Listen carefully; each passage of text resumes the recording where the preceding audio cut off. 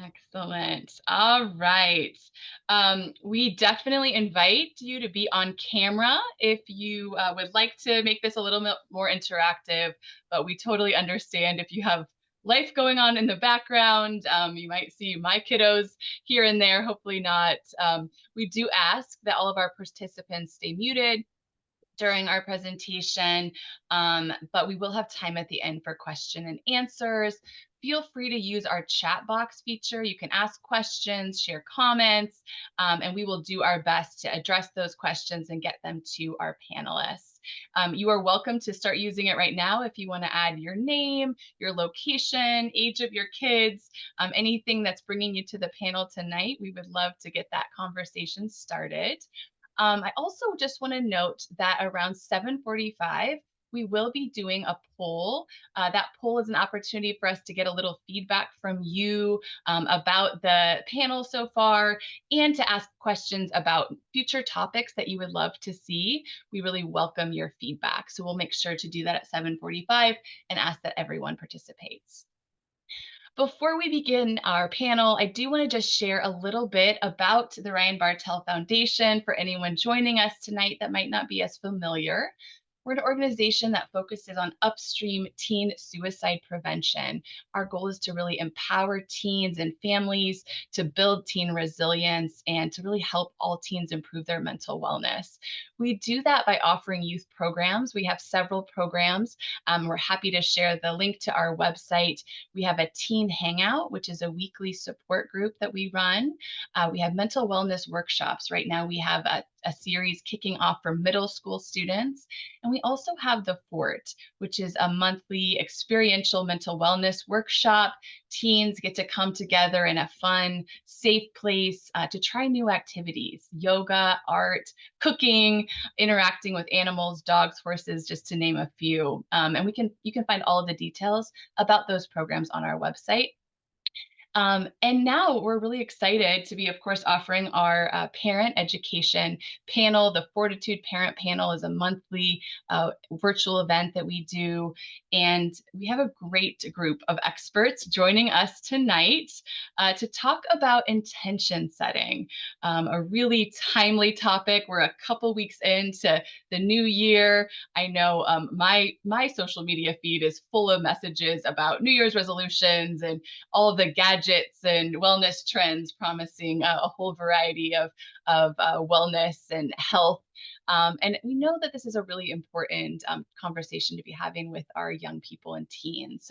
So excited to have Susan McCormick, Faith James, and Kelsey Tafaro joining us tonight. We're going to give them a chance to introduce themselves, but I'm going to turn it over to our moderator for tonight, Denisha Hamilton. Denisha is one of our Ryan Bartel Foundation board members and always a favorite moderator for our panel. So Denisha, I'll turn it over to you. Thank you, Lacey.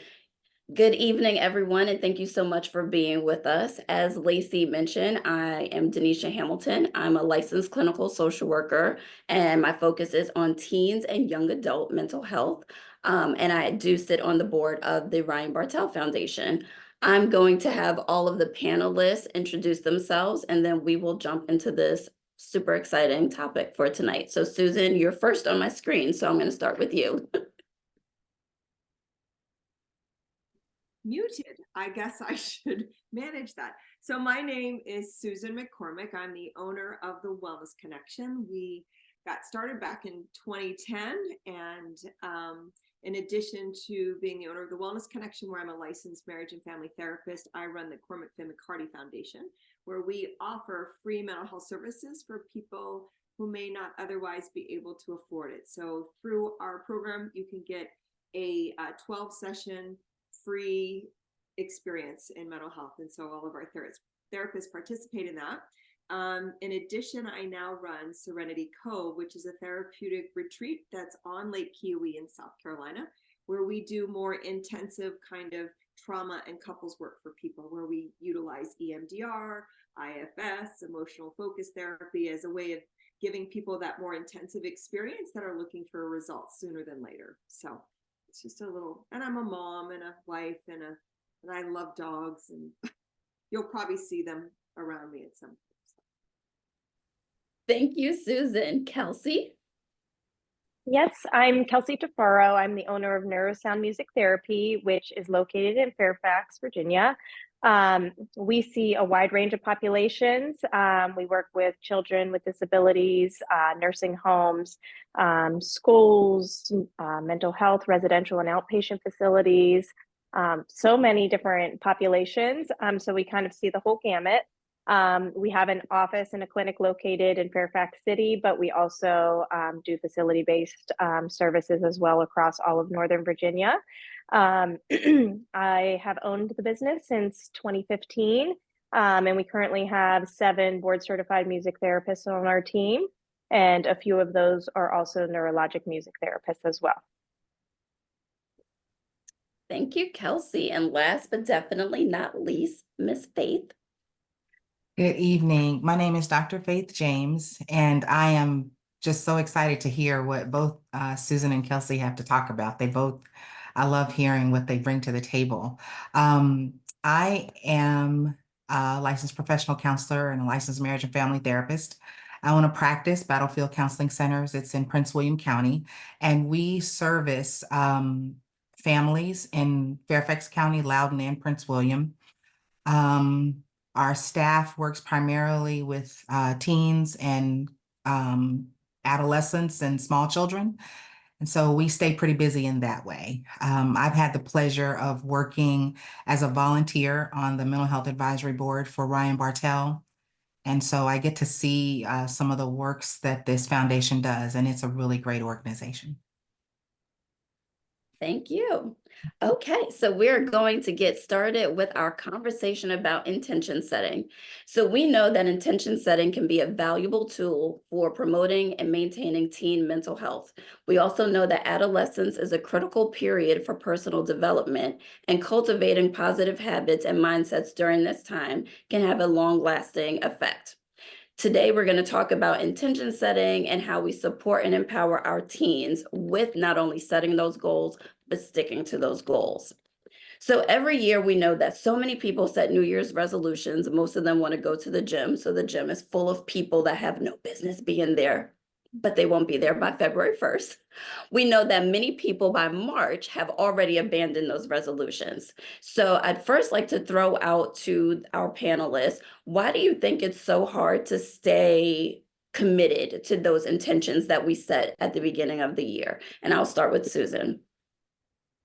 It's a great question, right? I mean, all of us have probably set New Year's resolutions, and we all know the experience of setting it and not reaching it and being somewhat devastated by it and saying, I give up, I don't want to do it anymore. But what I have found to be true about why so many people struggle is that sometimes the goals are either too lofty and too big, or they're only focused on the end result, and I think so much of New Year's resolutions is about the experience of not only learning from the mistakes that we've made in the past, because I don't think you can have a resolution unless you really take a look at, well, what is it that I'm not liking in my life right now? I think we have to look at it from making it deeply personal.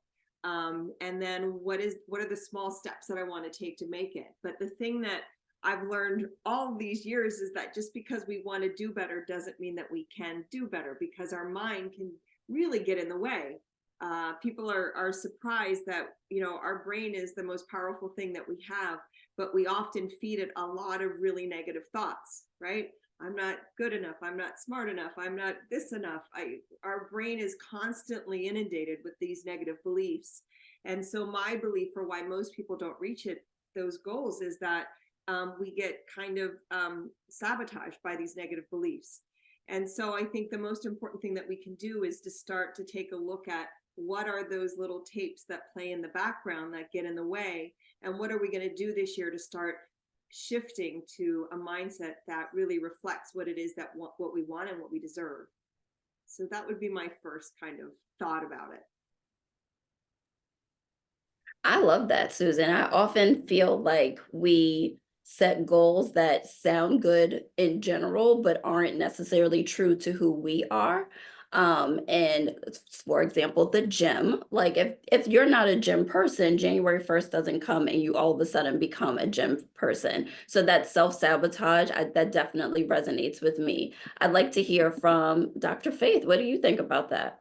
Why do you think it's so hard for us to stick to our goals? Well, I think a part of it is what you said. If it's not part of our norm and who we are, we're not likely to kind of keep it going.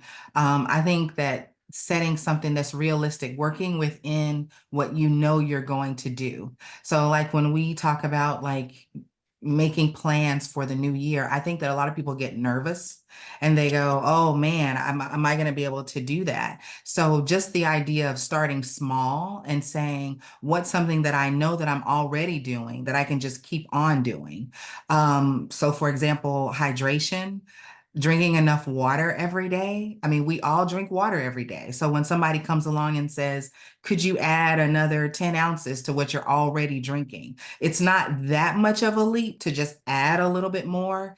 And I think that when we can see like those small things getting better, we tend to have a little more confidence. So in a nutshell, when you make these kind of big plans, but they're not grounded in anything you already do, it's hard to stay focused.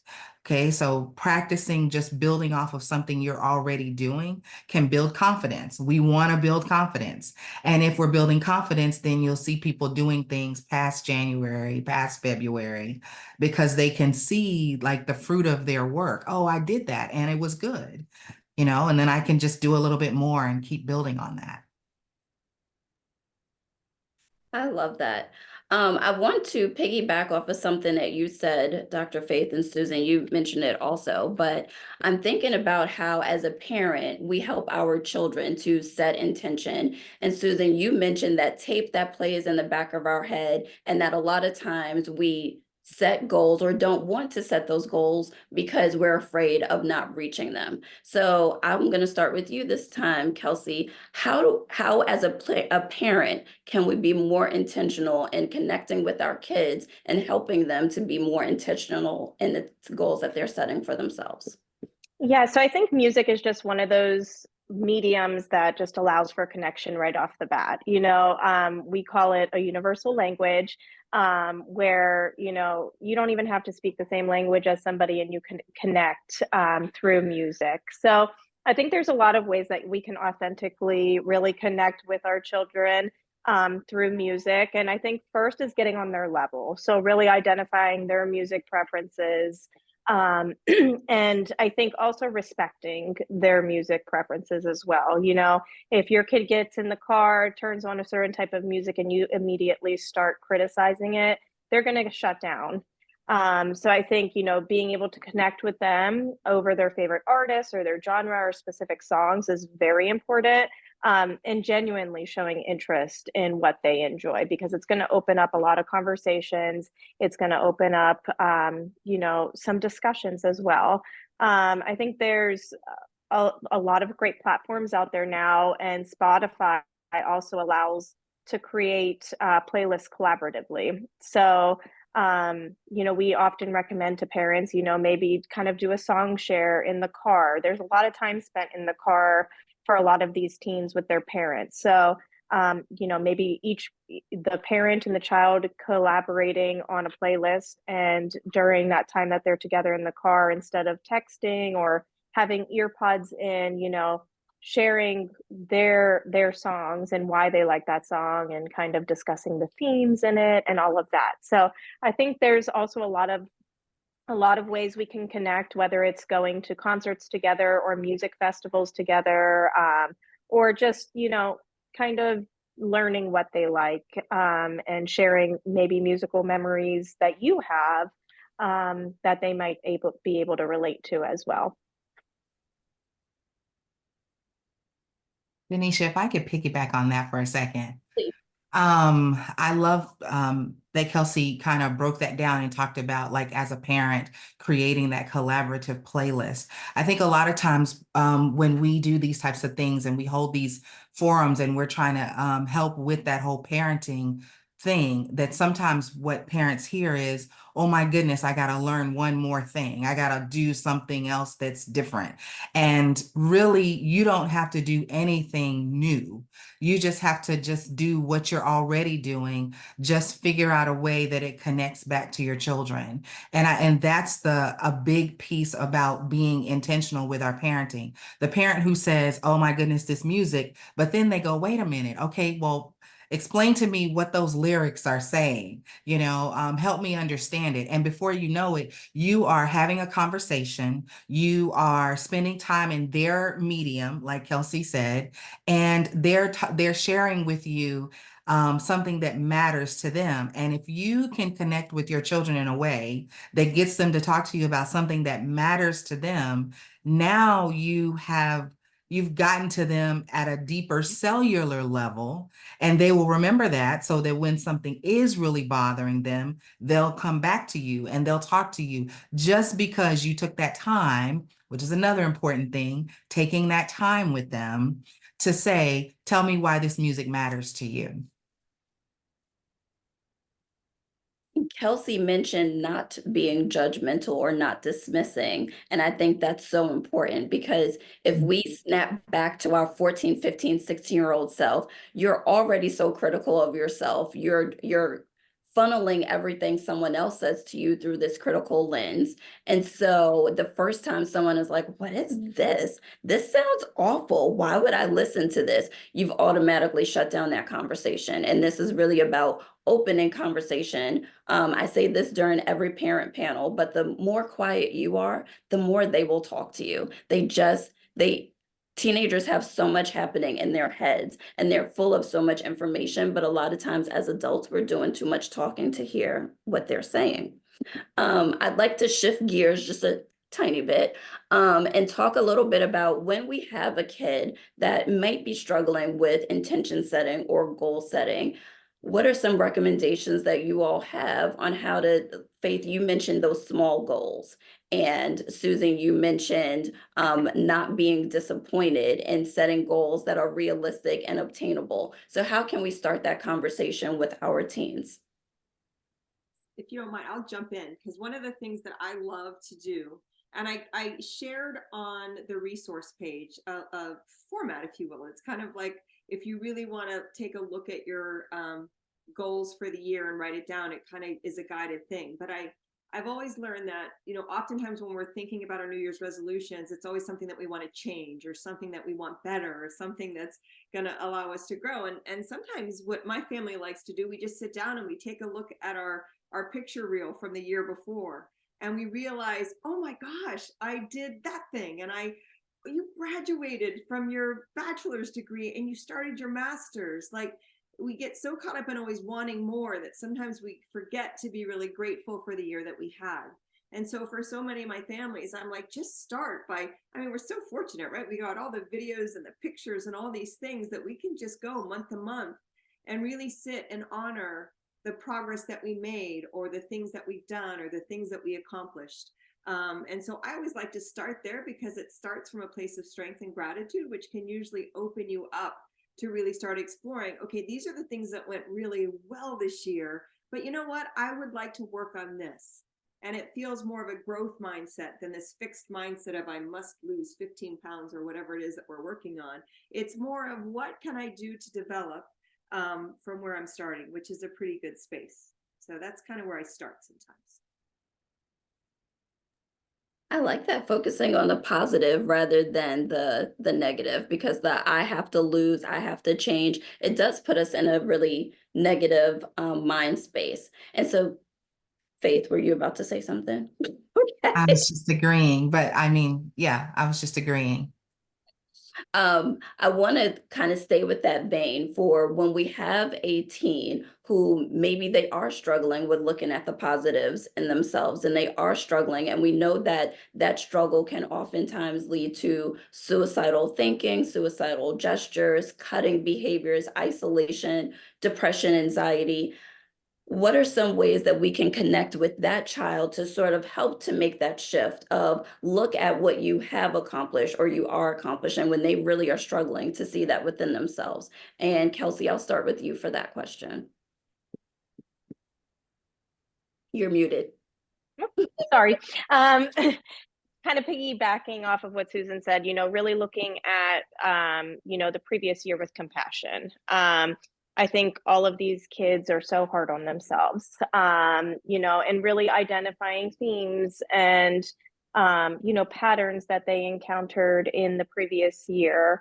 But really honoring the accomplishments that they had and highlights and the positive memories that they had, maybe with their friends or with the parent. Sometimes I think teens kind of have tunnel vision that, my parents are out to get me, and all of that. So I think, really kind of highlighting the positives, but also making peace with the shortcomings or the disappointments from the previous year, and letting go of the stress that built up over that year and really looking at 2024 or the new year, with compassion and clarity, and kind of putting that behind them and really deciding that, I'm going to make space for new experiences, and really define the parameters for their success and well-being for the new year. And can I tap on that just a bit? I love what you said, Kelsey. And this notion of being intent, this notion of compassion for self is so critical. Sometimes saying, just being with your children and validating, gosh, that sounds like it was really hard. That must have been really difficult, and provide them a space to really express what they're feeling. But I think it's also, sometimes it's a really kind of simple approach, but sometimes what I've done with my own child, I don't see teenagers anymore. I work with the parents that are struggling, but sometimes I'm like, are you ready to forgive yourself for some of these things, the mishaps or things that didn't go well? Can we just sit for a bit and ask your brain? I mean, I can't even tell you how powerful the brain is, you guys. I've learned EMDR, and it's like sometimes you can just tell your brain what you want it to do. And if you're really intentional about it and you're really clear about letting go of things and inviting in whatever is necessary for you to reach those goals, your brain has a tendency to just jump right on that train, man. It wants the best for you. It wants you to be happy and fulfilled. But sometimes we have to say, you know what? Are you ready to let go of that thing that happened last year that didn't feel good? How is it serving you by holding on? And most people would say it's not really serving me other than making me feel terrible. So then let's be intentional and let's let it go.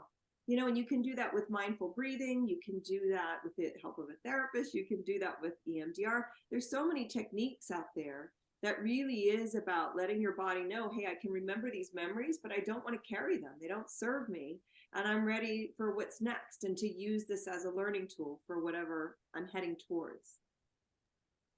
And if I can jump in on that a little bit, I think Susan kind of brings up a good point. We keep talking about the child and the parents, but there's a whole host of supports out there. There's so many, Susan with the Wellness Connection and Dr. Faith with Battlefield. I mean, there are so many different supports out there that you're not alone, and these kids are not alone. There's something out there. I truly believe that there's something out there for everybody that they can connect with. And that's the one thing I love about music therapy. We get a lot of kids who come in and say, talk therapy just wasn't their thing. They sat there, they didn't say anything, and they refused to talk. But they come in and they share songs and they start to discuss the themes and analyze the lyrics that, they're really touching on. So I really want people to know, you're not alone, and there are supports out there for you. And that's why we're here today, is really to discuss that, and really help people through those supports, because I know it can feel very isolating and lonely at times. And Denisha, if I may say, I think that sometimes, even though we live in this modern time where information gets around in so many places, there are still a lot of people that there are a lot of teenagers that don't recognize or think that what's going on with them is something that should get shared, or that, it's harmful, or that they're hurting. They sometimes, tell themselves that, it's just me, nobody else is feeling like this. And so if there's, parents, I think, do try to say, talk to me, or here's a person you can talk to, or, here's a safe word that you can say that communicates worry or distress. and I think that piece, the education piece, just I think sometimes we think, oh, we don't need to repeat this information all the time. No, we do. We need to repeat information on a regular basis, because in the teenager, today is great. Tomorrow, not so. The next day, great. The next day, or within a day, their mood can shift from it was an awesome morning, but by 6 o'clock, everybody hates me. I have no friends. I'm not going to pass, And so a parent could say, well, I just talked to you and you were fine. Now, the sky is falling. And so just recognizing that, yes, it's like an ocean wave sometimes, the way feelings can come and go. And then to be able to have them know that having those feelings come and go like that is totally fine, but we can still talk about it, or we can practice, good coping. And that's the thing, just keeping those lines of communication open, even if it's a line of communication that's, through touch, i.e. a hug, or like, just come sit with me if you're not feeling so great. Because not every teenager is going to just say, this is how I feel right now. But what they might do is it may come out if they play a sport, if they play an instrument, if they're isolating. So just remembering that we could think we said something and we don't need to repeat it, but it is important to constantly reinforce and repeat everything that you guys are, that we're all saying right here. I'd also like to add how important just validating your child's experience is, that if they're having a bad day, it's okay to say, yeah, that sucks. Yeah, that really, that's not awesome. I'm sorry you had a bad day, and that's it. We don't have to problem solve. We don't have to say, but remember yesterday, we don't have to do any of that. We could just sit in the yuck with them. Um, and a lot of times that's what teenagers are looking for, just that validation, like, oh, you get me. Every single day that I work with teens, I hear about how their parent just doesn't understand them. They don't get their world. They don't understand what they're going through. And sometimes it's just a simple, yeah, that was not amazing. I think also making sure that we're modeling what we want our child to do is also really important. So one thing that I've been recommending to a lot of the families that I work with this month is having like a vision board ceremony together, or just writing down all of your goals together. Like, this is what mom is working on, this is what dad's working on, this is what you're working on. Because I think reinforcing to your child that we're all working on something and that's okay is so powerful. Another thing that I like to recommend or model is it's okay to go over what those growth opportunities were over the last year. And I always say growth opportunities, not failures, because we're not failing. We're learning from whatever that is. So let's say if you wanted to join the basketball team, but you didn't, that's not great. But how can we join the basketball team? What can we do? Can we go shoot some hoops a little bit more regularly? Can we, get a private can we get a private tutor, whatever that looks like? But rather than nixing the whole thing, let's think about the parts that worked and then the parts that have to be tweaked a little bit. I like asking the question, what did you learn about yourself after that? When you're looking at those reels, what did you learn about yourself? Well, I'm stronger than I thought. Or, well, it did stink and suck during that time, but it got better. I did survive it. So sometimes it's just asking them, what did you learn about yourself? And isn't that awesome that you've learned that? Now you know it. Now it's yours to keep, So sometimes those things happen to us on purpose, and it's meant to teach us things, and that's how we get where we're going. So as long as we can just embrace it as an opportunity for learning and learning about ourselves, then hey, we can be thankful for it too. So I'm going to throw out a new question for you all, and I'm going to start with Dr. Faith on this one. So we've been talking about intention setting, and one thing I want to talk about is being peacefully intentional with parenting. So how do we do that? Because teenagers are not always peaceful, and sometimes they bring out the not so peaceful parts of us. So how can we tap into being peaceful and also being peaceful parents with our teens? That is a beautiful question. I would say that, we've been talking about planning and goal setting and things of that nature. So one of the beautiful things about parenting is it's like every day is its own day, and you cannot think that it's going to be exactly the same as the day before. So you have to be in a space that you begin with as you begin your day, even the night before. I was talking to a young lady today, and I was saying, as you approach these tasks that you have to use your mother brain, your mom brain. There are many parts of who she is. And so in this part of what she has to do, it dealt with parenting, it dealt with her children. And I was saying, you have to be in your mom brain so that you can be present in whatever it is you have to do.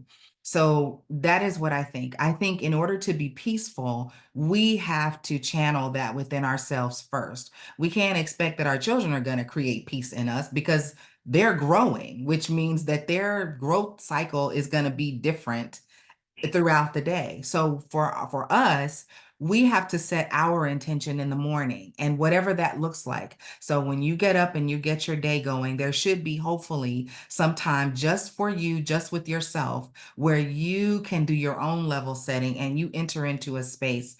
And what I call peacefulness is it is that space where you have a small understanding that you're going to regulate yourself.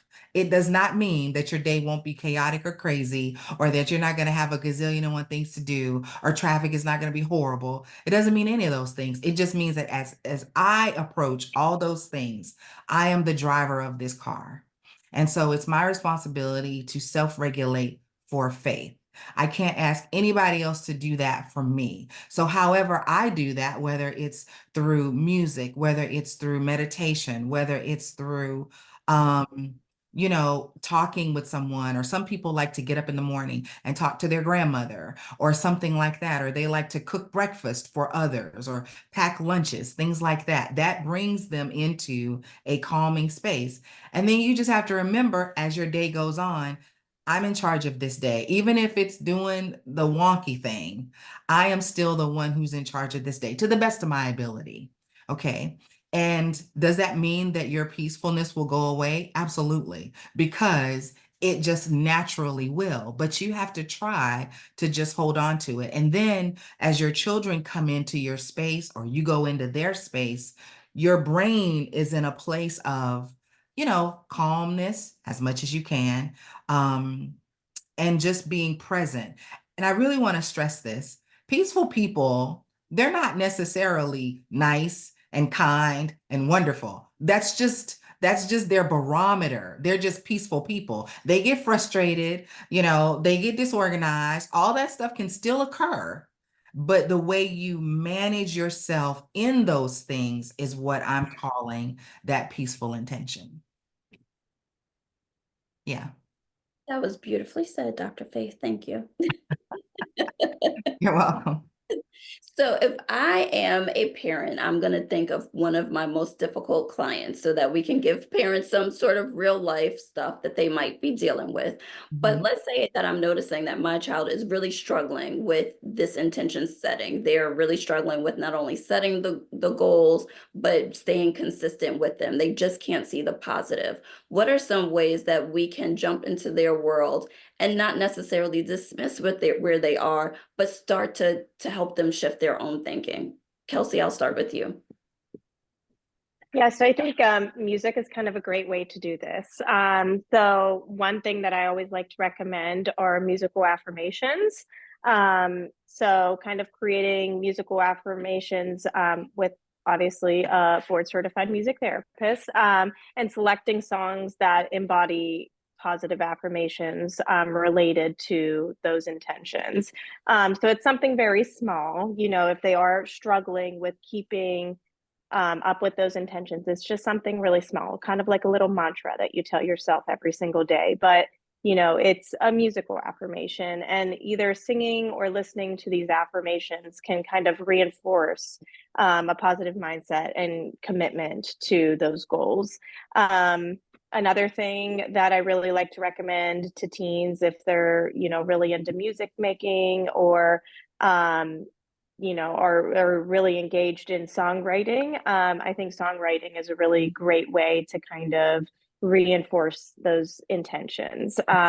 So I think everybody's intention setting looks different too. You know, what might work for you or what might work for me might not work for you. And what might work for an adult isn't going to work for a teen.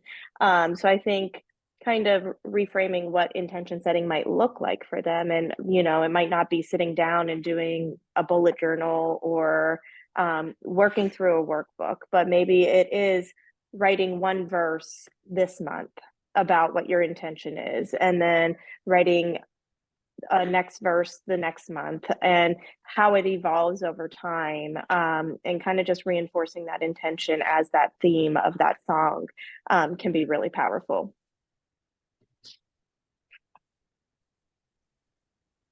Jump in on this too. I just always jump in. You know me, Denisha. Jump on in. My son, my son was hard.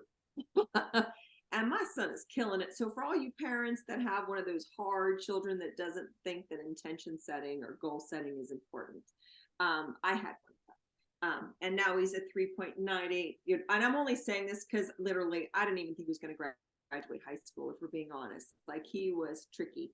And so he's just someone that's like what you were saying, Denisha. He's just like, I'm not going to do that. I don't need to set goals. That's stupid. And so sometimes we can't just force our children to do this, right? Like, I think, Denisha, what you said earlier, sometimes it's so important that we model for them. Sometimes we would sit down as a family and do some things, and he would just sit there and give us the look, and that was okay. He was there, he was present, and he saw his dad and I talking and kind of working on some things. Sometimes I had a goal that I wanted to run a 5K, and I told him I'm really out of shape and I can barely run 30 seconds. And would you just start walking with me so that can you help me? And he joined me on that, and he ran the 5K with me. So, I think sometimes it's just about not forcing it, because I think that's just going to create more problems. And we have to meet our kids where they are.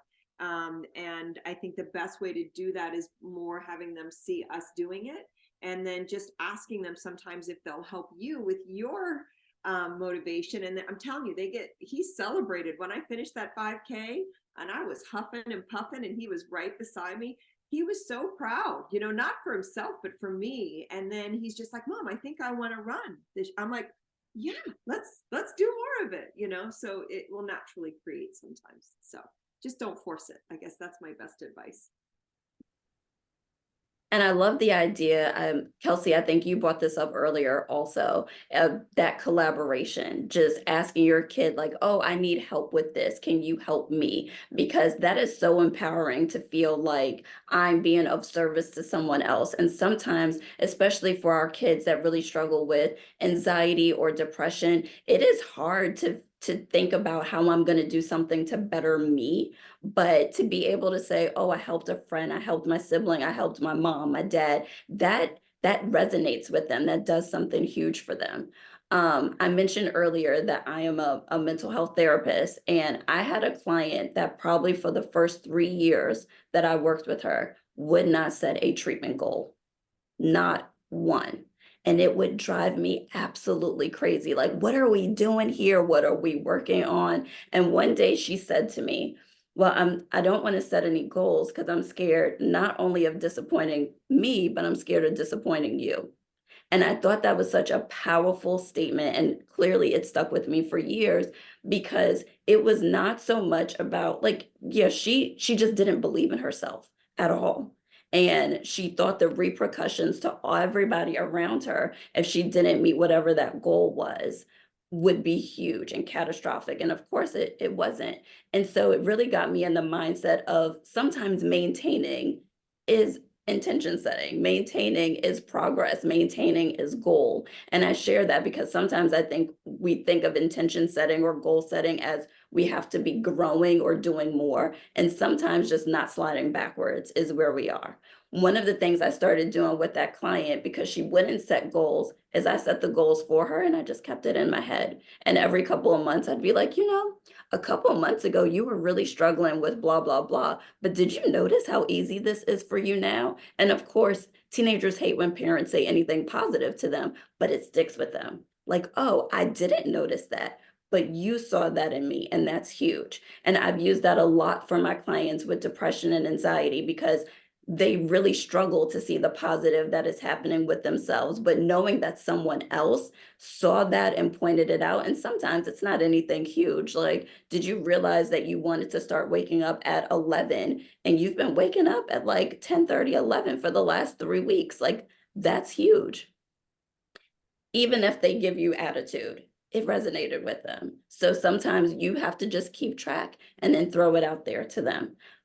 Lacey, I think you or Jill, it's 7:45, so you're Yep, you are on it. I was just gonna jump in. I hate to stop this wonderful conversation. I am taking away so much, but I promised a poll and we are gonna do a poll right now. I'm gonna launch it. There's only 3 questions. This is an opportunity for you all to share some feedback with us. This is really valuable. This is something that we report to our grant funders. So I'm gonna launch that now, and please share your feedback. You should see that showing up right now. There is also a question about some topics that you'd like to see covered next time, which we really would love to know what is top of mind for you. So I'll give you just a few minutes to answer these questions, and then I will turn it back to our panelists for a final wrap up. If I didn't say it already, this is anonymous. We're not seeing who's responding to what, but I can tell who if we have received your response. So please take a minute and fill this out. And I will say, Lacey, as everyone is completing their poll, do we want to talk a little bit about our February topic before we get back into this? Yes, that is a great segue. We are going to be sharing that. We don't have it finalized just yet. We're working out some details, but I do want to invite everyone to check out the Loudoun County Public Schools Mental Wellness Conference. This is happening next Saturday. Our team will be there. I wonder if some of our panelists might be there. We're going to be presenting a workshop all about strategies to promote resilience in your teen. Great topic. So would love to have you join us there. It's a free event. Lots of community mental wellness providers will be there. Happy to drop that into the link. So that would be a wonderful time to come see us in person. And that's going to be at Riverside High School. So I will share that into chat. I think that's our next opportunity to come check us out and learn a little bit more. We also have, I was just checking our dates and our numbers. Our Fortitude Middle School workshop has a few openings left. That's going to be kicking off January 23rd. So if you have a middle schooler, would love to have them. And we also have our upcoming Fort. I mentioned our Fort event. This is going to be on February 11th. There's registration details on our website. We're going to be exploring healthy relationships, healthy friendships. We have some really exciting workshop providers. One I'm very excited about. It's going to be helping our teens learn how to make their own comics. So their own comic strips, something new that we're really excited about. So. All right. I am checking our poll here and hopefully, Jill, we've got our results. Thank you everyone who's completed the poll. We really, really appreciate that. And this is, again, reporting back to our funder. It really helps us to be able to continue to do these for free, which we love to be able to offer the community. All right, I am going to close our poll and turn it back to you, Denisha, for our last few minutes. Thanks, everyone. Absolutely. Okay, so, I like to come up with my own questions if you guys didn't notice that just yet. But one question I'd really like, one thing that I've noticed, I'll pose it as sort of a statement question. Sometimes it's really hard for parents to jump into their children's world because sometimes they live in a world that is so foreign from our world that we just don't even know how to start that. And sometimes we get so much pushback that we also don't know how to jump into their world. Do you have any suggestions on how we even create that conversation or create that environment for how we help with goal setting, we jump into their world, we just deal with our own discomfort and anxiety so that we can sort of be that guiding light for our children? I have something real quick on that. A long time ago, one of the things that we would always say to parents is, catch them doing something right. Catch them doing something right. We say that to couples, compliment your partner, catch them doing something right. So you watch your children, you have like a PhD in being their parent, and so you watch them, you see them, you listen to them every day. And so I just think that sometimes you just have to be. Like, you don't have to have words, you just have to be. Many times they can't get away from us because we drive them places, or we tell them what their chores, we do their laundry, we do all these things. We say, hey, can you come help me with this task? And they will, because for the most part, they're like, okay, you're making me do this. So if you tell them, hey, come help me do this, whatever it is, and you just like breathe, and then you say, do you think we're doing a good job? Ask them if they think you're doing a good job in whatever the task is. When you give a young person an opportunity to be a leader in a conversation, you are now they are driving the car. Okay, your job is not to tell them or correct or say, oh, well, I would do that differently. Sometimes we just have to be quiet and just sit with them. So when I say catch them doing something right, I mean, let's say they like basketball and they pick up a basketball or baseball or soccer or whatever. And let's say you take them to practice. Maybe, on the way back to the car, you say, I thought you did a good job of double dribbling. So if you know anything about basketball, to double dribble is not good, right? So they're going to be like, obviously you don't know. And they'll tell you it's not double dribble. It's this. And before you know it, you're in their world. Now, I know that to double dribble is bad. Okay. I've had basketball players, but if I'm trying to join with you or be a part of your world, then sometimes I can't be afraid to make a fool of myself in the middle of that so that you can teach me something. So catch them doing something right, compliment them on it. Don't be afraid to look silly so that they will engage with you. And then let them be the one to give the guidance. Let them give the direction. Even if it's like, okay, this is going nowhere fast. Obviously, you want to choose something safe. I wouldn't say let them drive the car when it's not, they don't yet know how. But those are just some things that can really help a parent who might not feel confident with their teenager, because that's a thing. Just as our kids don't feel confident, our parents sometimes lose their confidence when they're not children anymore to just give direction, right? When they start having that mind of their own, that attitude of their own. Some parents are like, back off because, you don't want to tell them anything. Well, why not? They're still yours.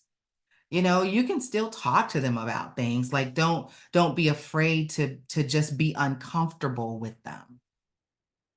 One of the things I've noticed for so many parents is they don't know what to say or what to ask about or what to do. And there's a strategy that I share with clients all the time, and it's one I used with my own son.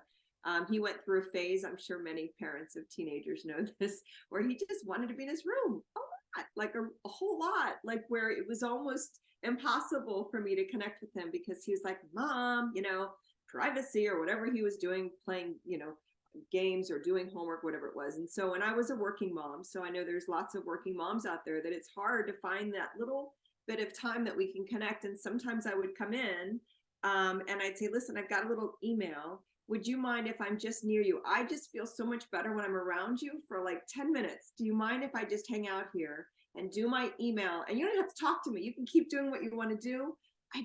When I'm near you, I feel better and I'll get my fill and then I'll leave. And I'm telling you, 5 minutes, nothing, not a word, zippity doo dah. And then 6 minutes, and I'm starting to be like, he's really not going to talk to me. And it's like right around 9 minutes, I get up to go, and he goes, no, you can stay. I'm like, okay, And then all of a sudden, he's like, oh my gosh, Mom, you got to see this video. And all of a sudden, he's bringing me into his world, and I'm on his bed, and I'm sitting next to him, and we're laughing at YouTube videos and whatever. And all of a sudden, he's talking. So sometimes you don't have to say anything at all. Just let them know, gosh, I love you. And it's really cool just to spend time, and thank you for giving me that time, So that's just a little tip that I used, where you don't have to say anything and you let them invite you in. Yeah, I love both of those examples. It's great. I Dr. Faith's about the double dribbling. I mean, I do it with my 3-year-old. I pretend not to know how to put my shoes on, and he's like, "Oh, mommy, let me help you." And he's like, "You can do hard things, mommy." And, he's putting my shoe on and walking me through it, and just the joy in his face, like teaching me something instead of me teaching him something, is incredibly powerful. But I think one of the simplest things that we can do is really put away our distractions. Our cell phones are so distracting, TV's on all the time, they're distracting. So I think just putting away distractions, focusing on the shared experience, whatever it is, and enjoying that moment. I think sometimes, parents get so caught up and, nervous and anxious about like what these interactions are going to be, but just enjoying that moment. This human being is half of you, and enjoying that moment, and just reinforcing that authentic interaction is going to be even more powerful for your teen than it is for you. And that's such a powerful message that you just said, Kelsey, that you probably don't even realize you just said. But if you're so nervous about interacting with your teen, imagine what they're experiencing when they think about interacting with you. So even just that modeling of we can sit in this discomfort together, like 10 minutes of silence feels like 10 hours, but we can sit in this and I'm in this with you. And that goes back to that modeling we were talking about earlier. I do want to give you all a little bit of time to say your final words before we start our wrap up. So I'm going to start with you, Dr. Faith.